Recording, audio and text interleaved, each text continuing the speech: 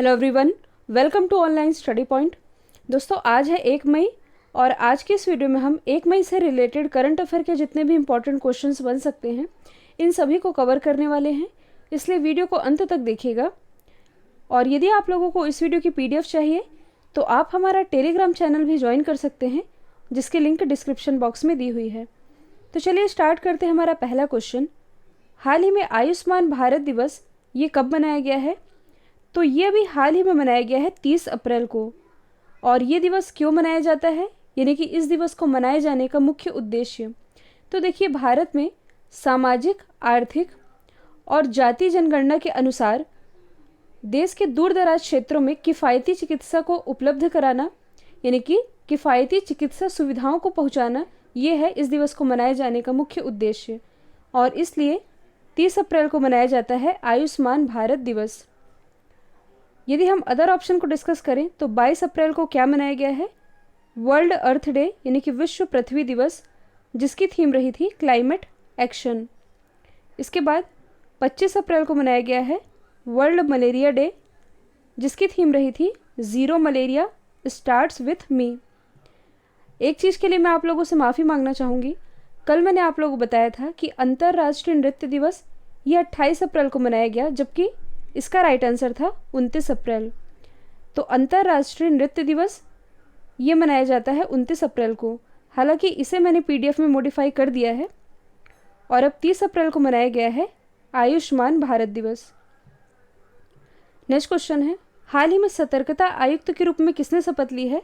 तो देखिए, इस क्वेश्चन में कन्फ्यूज़ नहीं होइएगा, क्योंकि कुछ समय पहले ही हमारे केंद्रीय सतर्कता आयुक्त ये बनाए गए थे संजय कोठारी, लेकिन यहाँ पर हम बात कर रहे हैं सतर्कता आयुक्त की। तो ये भी हाल ही में बनाए गए हैं सुरेश एन पटेल।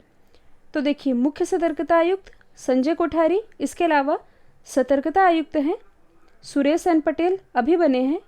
इसके अलावा अन्य सतर्कता आयुक्त हैं शरद पवार। तो ये तीनों ही आप याद रखेंगे। अब यदि हम बात करें केंद्रीय सतर्कता आयोग की, यानी कि चीफ विजिलेंस कमीशन की, तो देखिए, इसकी स्थापना की गई थी 1964 में और ये भ्रष्टाचार पर निगरानी रखने वाला एक निकाय है। और यदि पूछा जाए कि सतर्कता आयोग की स्थापना किस समिति की अनुशंसा पर की गई थी, तो ये की गई थी संथानम समिति की अनुशंसा पर। तो ये आप याद रखेंगे। नेक्स्ट क्वेश्चन है, हाल ही में लोक उद्यम चयन बोर्ड, यानी कि PESB के नए अध्यक्ष कौन बने हैं? तो ये भी हाल ही में बन गए हैं राजीव कुमार। जो राजीव कुमार हैं ये 1984 बैच के झारखंड कैडर के IAS ऑफिसर हैं और इन्होंने स्थान लिया है कपिल देव त्रिपाठी का, क्योंकि मैंने आप लोग बताया था कपिल देव त्रिपाठी ये बने हैं रामनाथ कोविंद जी के सचिव। और कपिल देव त्रिपाठी इन्होंने भी किसी का स्थान लिया था। किसका स्थान लिया था? संजय कोठारी का, जो कि हमारे केंद्रीय सतर्कता आयुक्त बने हैं। तो ये आप याद रखेंगे। अब यदि हम बात करें PESB की, यानी कि पब्लिक इंटरप्राइजेस सिलेक्शन बोर्ड की, तो देखिए, ये एक उच्च स्तरीय निकाय है जो कि सरकार को मैनेजमेंट, यानी कि प्रबंधन और केंद्रीय सार्वजनिक क्षेत्र में अपनी राय देता है। और इसके प्रेजेंट टाइम में निदेशक कौन है? ये हैं कैलाश दान रत्नू और अध्यक्ष के रूप में नियुक्ति की गई है राजीव कुमार की। नेक्स्ट क्वेश्चन है, कर्नाटक के किस पूर्व क्रिकेटर को USA की राष्ट्रीय टीम के कोच के रूप में नियुक्त किया गया है? तो देखिए, अभी हाल ही में कर्नाटक के जो J अरुण कुमार हैं, इन्हें नियुक्त किया गया है USA के राष्ट्रीय क्रिकेट टीम के कोच के रूप में। और ये किनका स्थान लेंगे? तो ये स्थान लेंगे जेम्स पेमेंट का। अब यदि हम बात करें USA क्रिकेट का मुख्यालय कहाँ है, तो ये स्थित है कोलोराडो USA में। और USA क्रिकेट के जो हेड हैं, यानी कि अध्यक्ष, ये हैं पराग मराठे, जबकि CEO हैं इयान हिंगी। एक चीज़ आप और याद रख सकते हैं जो कि करंट से रिलेटेड है, रॉबिन सिंह, ये भी भारत के हैं और ये फॉर्मर इंडियन ऑलराउंडर रह चुके हैं और इन्हें भी हाल ही में UAE क्रिकेट के डायरेक्टर के रूप में नियुक्त किया गया है। नेक्स्ट क्वेश्चन है, हाल ही में कतर और बहरीन में भारत के नए राजदूत, यानी कि एम्बेसडर के रूप में किसकी नियुक्ति की गई है? तो देखिए, मैंने आप लोग कई बार बताया है, जो नॉन कॉमनवेल्थ कंट्रीज़ होती है यहाँ पर नियुक्त होते हैं राजदूत, यानी कि एम्बेसडर, जबकि कॉमनवेल्थ कंट्रीज़ में नियुक्ति होती है हाई कमीशन की यानी कि उच्चायुक्त की। यहाँ पर हम बात कर रहे हैं राजदूत की। तो देखिए अभी हाल ही में कतर और बहरीन, इन 2 देशों में भारत के नेक्स्ट राजदूतों की नियुक्ति हुई है। तो कतर में नियुक्ति की गई है दीपक मित्तल की। जो दीपक मित्तल है ये 1998 बैच के IFS ऑफिसर हैं और ये स्थान लेंगे पी कुमारन का। जबकि जो पीयूष श्रीवास्तव हैं, पीयूष श्रीवास्तव ये बने हैं बहरीन में भारत के नेक्स्ट एम्बेसडर और ये भी 1998 बैच के IFS ऑफिसर हैं और ये स्थान लेंगे आलोक कुमार सिन्हा का। हालांकि ये सारी चीज़ें मैं आप लोगों को PDF में मॉडिफाई कर दूंगी कि कतर के कौन बने हैं और बहरीन के कौन बने हैं। सबसे पहले यदि हम बात करें कतर की, तो यहाँ की कैपिटल क्या है? दोहा।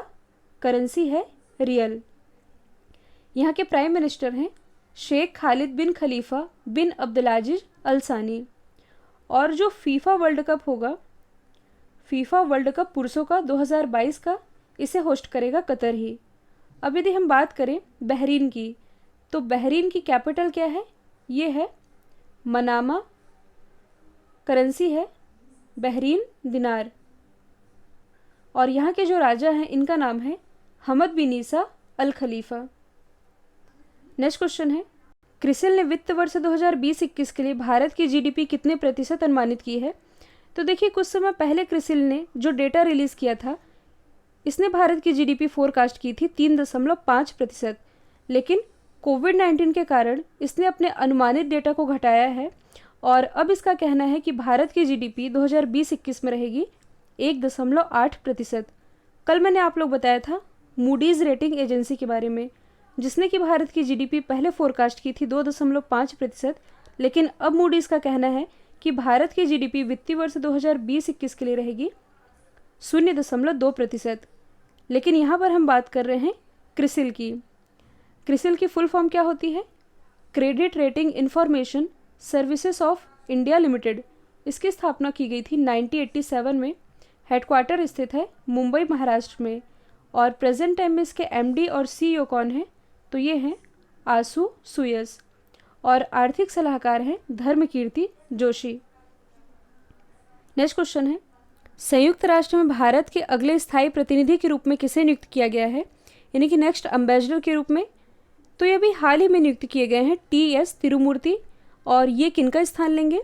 तो संयुक्त राष्ट्र में भारत के प्रतिनिधि पहले थे सैयद अकबरुद्दीन और इन्हीं का स्थान अब लेंगे TS तिरुमूर्ति। जो TS तिरुमूर्ति हैं ये 1985 बैच के IFS ऑफिसर हैं। अब यदि हम बात करें यूनाइटेड नेशन की यानी कि संयुक्त राष्ट्र की, तो इसकी स्थापना हुई थी 24 अक्टूबर 1945 में। हेडक्वार्टर स्थित है न्यूयॉर्क में। मेंबर कंट्रीज़ कितनी हैं? 193। और जो 193rd मेंबर कंट्री है ये है दक्षिणी सूडान। प्रेजेंट टाइम में इसके महानिदेशक कौन है? तो ये हैं एंटोनियो गुटेरेस और एंटोनियो गुटेरेस ये हैं पुर्तगाल से। तो ये सभी फैक्ट आप याद रखेंगे। नेक्स्ट क्वेश्चन है, किस बैंक ने महाराष्ट्र को ऊर्जा क्षेत्र में सहयोग करने के लिए $346 मिलियन के ऋण समझौते पर हस्ताक्षर किए हैं? तो ये समझौता भी हाल ही में किया गया है महाराष्ट्र गवर्नमेंट और ADB के द्वारा, यानी कि एशियन डेवलपमेंट बैंक के साथ। महाराष्ट्र के जो रूरल एरिया हैं यानी कि ग्रामीण क्षेत्र हैं, उन ग्रामीण क्षेत्रों में एक ट्रस्टेड बिजली का कनेक्शन पहुंचाने के लिए महाराष्ट्र को $346 मिलियन की आर्थिक सहायता देगा ADB। अब यदि हम बात करें ADB की यानी कि एशियन डेवलपमेंट बैंक की, इसकी स्थापना की गई थी 1966 में। हेडक्वार्टर स्थित है मनीला फिलीपींस में और प्रेजेंट टाइम में इसके महानिदेशक कौन है? तो ये है मात्सुगु अस्कावा। यहाँ पर मैंने एक टर्म लिखा है मनीला, यहाँ से आप एक चीज़ कनेक्ट कर सकते हैं। देखिए अभी हाल ही में ट्रैफिक इंडेक्स 2019 रिलीज़ किया गया था। तो ट्रैफिक इंडेक्स 2019 में विश्व में ट्रैफिक के मामले में जो शहर पहले स्थान पर हैं ये है बेंगलोर। बेंगलोर तो है पहले स्थान पर, दूसरे स्थान पर है मनीला। तो यहाँ पर मैं आप लोगों को मनीला से यही याद रखने के लिए कह रही हूँ। नेक्स्ट क्वेश्चन है, इम्यूनिटी सिस्टम को बढ़ाने के लिए मध्य प्रदेश गवर्नमेंट के द्वारा किस योजना की शुरुआत की गई है? तो देखिए आज ये जो योजना वाला क्वेश्चन है मैंने थोड़े अलग तरीके से लिखा है। तो हाल ही में जो मध्य प्रदेश गवर्नमेंट है इसके द्वारा जीवन अमृत योजना की शुरुआत की गई है। इसके बारे में आप लोग बता दूं, इम्यूनिटी सिस्टम को बेहतर बनाने के लिए इस योजना के अंतर्गत जो मध्य प्रदेश गवर्नमेंट है, ये आयुष विभाग, आयुष आप सभी जानते हैं फुल फॉर्म बनती है आयुर्वेद, योगा, यूनानी, सिंध और होम्योपैथी। तो आयुष विभाग के द्वारा तैयार किए गए एक विशेष त्रिकुट चूर्ण, यहाँ पर मैंने कहा है त्रिकुट चूर्ण, और ये त्रिकुट चूर्ण है क्या, तो पीपल, अदरक और काली मिर्च, इन सभी को मिलाकर बनाया गया है त्रिकुट चूर्ण। और ये जो चूर्ण है इसे एक पैकेट में पैक किया गया है जिसका वजन है 50 ग्राम, और इस पैकेट को उस इलाके में फ्री में डिस्ट्रीब्यूट किया जाएगा जिस इलाके में कोविड-19 के केस सबसे ज़्यादा हैं, यानी कि जो इलाका कोविड-19 से सबसे ज़्यादा इन्फेक्टेड है वहाँ पर इन पैकेटों को बांटा जाएगा। और इसी की शुरुआत की है मध्य प्रदेश गवर्नमेंट ने। मैंने आप लोगों को 2 दिन पहले बताया था मध्य प्रदेश गवर्नमेंट के द्वारा ही जीवन शक्ति योजना की शुरुआत की गई है। जीवन शक्ति योजना जिसके अंतर्गत जो शहर की महिलाएं हैं, शहर की महिलाओं को इनकम उपलब्ध कराने के लिए, यानी कि लॉकडाउन के दौरान भी शहर की महिलाएं इनकम कर सकती हैं। कैसे, तो 11 रुपये प्रति मास्क बनाकर, यानी कि ये महिलाएं यदि 1 मास्क बनाती हैं तो 1 मास्क के बदले मध्य प्रदेश गवर्नमेंट के द्वारा इन्हें 11 रुपये दिया जाएगा। जगन्ना विद्या दिवेना योजना, इसकी शुरुआत की है आंध्र प्रदेश गवर्नमेंट ने, जबकि धनवंतरी योजना इसकी शुरुआत की गई थी असम गवर्नमेंट के द्वारा। किस लिए की गई थी, दवाओं की होम डिलीवरी के लिए। नेक्स्ट क्वेश्चन है, ग्रैमी अवार्ड के लिए नॉमिनेट किए जाने वाले सिंगर का भी हाल ही में निधन हुआ है, इनका नाम क्या था, तो इनका नाम था ट्रॉय स्नेड। देखिए जो ट्रॉय स्नेड थे इन्हें यूथ फॉर क्राइस्ट के 1999 के एल्बम हायर के लिए ग्रैमी अवार्ड के लिए नॉमिनेट किया गया था। ग्रैमी अवार्ड आप सभी जानते हैं संगीत जगत का सर्वश्रेष्ठ अवार्ड माना जाता है। इसी के लिए नॉमिनेट किए गए थे ट्रॉय स्नेड, जिनका भी हाल ही में निधन हो चुका है। यदि हम अदर ऑबिचरी को डिस्कस करें तो अभी हाल ही में माइकल रॉबिन्स की भी डेथ हुई है। ये कौन थे, तो ये लिवरपूल के पूर्व खिलाड़ी रह चुके हैं। जेम्स एम बेग्स, तो ये नासा के प्रमुख रह चुके हैं। नासा यानी कि नेशनल एरोनॉटिक्स स्पेस एडमिनिस्ट्रेशन। और अभी हाल ही में रोनो जॉय की भी डेथ हुई है। ये कौन थे, तो ये एक प्रसिद्ध फोटो जर्नलिस्ट थे जिनका भी हाल ही में निधन हुआ है। कल मैंने आप लोगों से पूछा था कोरोना के चलते पिच ब्लैक 2020 युद्धाभ्यास स्थगित किया गया है, ये भारत और किस देश के बीच की एक्सरसाइज है, तो इसका राइट आंसर था ऑस्ट्रेलिया। अब आप लोगों के लिए आज का सवाल है, WWF इंडिया ने अपने पर्यावरण शिक्षा कार्यक्रम का ब्रांड एम्बेसडर किसे बनाया है, तो इसका आंसर कमेंट बॉक्स में प्लीज़ दीजिएगा और इस वीडियो को ज़्यादा से ज़्यादा लाइक और शेयर कीजिएगा। एटलीस्ट अपने एक स्टडी रिलेटेड ग्रुप में शेयर ज़रूर करिए। तो आज के लिए इतना ही। Thank you so much.